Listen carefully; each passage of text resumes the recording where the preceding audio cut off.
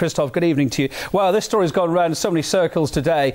First off, after conflicting reports, how credible are the corruption allegations? The media jumped on the bandwagon when they heard corruption. A lot of media outlets said Russian corruption. It ain't the case. What do you know about it?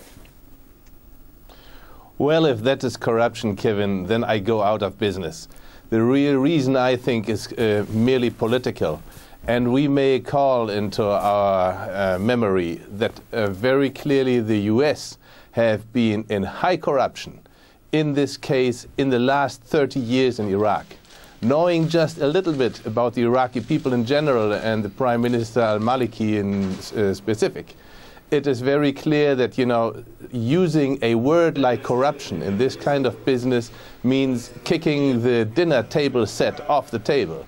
Diplomatically, and that is very unusual. There's only one power in the world which can, you know, put that much pressure on a government head that this kind of language and this kind of rationale for calling off a deal comes on, and that is the United States of America, and that is very regrettable. It is very unwise, and we must say that the size of weapons deals of the US in the region is 15 to 20 times higher than this you know, relatively small deal, and that this is now under this kind of international political pressure.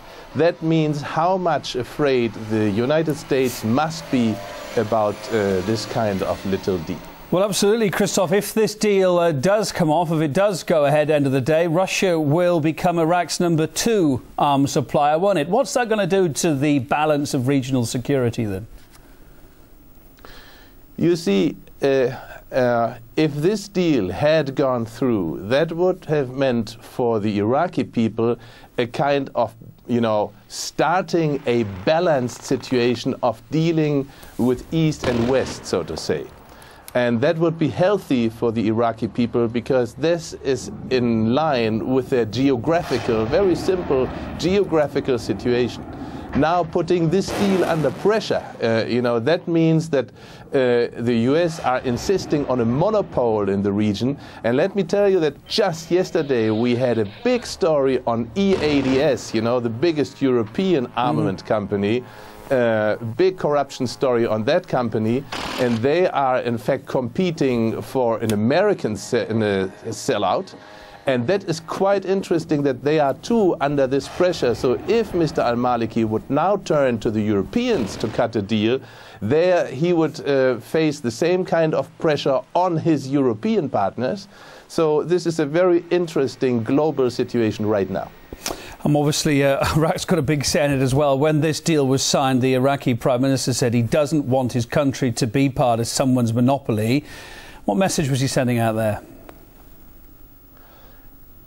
It is very clear, you know, it is not Mr. al-Maliki who is calling the shots in Iraqi policies. That is the US right now, and that they are not able, you know, to allow a little competition, just a little, you know. That is a very sad story for Washington, and it doesn't bear good signs for the future. Let me just get this straight, Christoph. As we're reporting, this isn't done and dusted. This information's been going around all day. It isn't definitely off. That's what Iraq's saying. Let me just clarify your understanding. You telling me that you think it is off?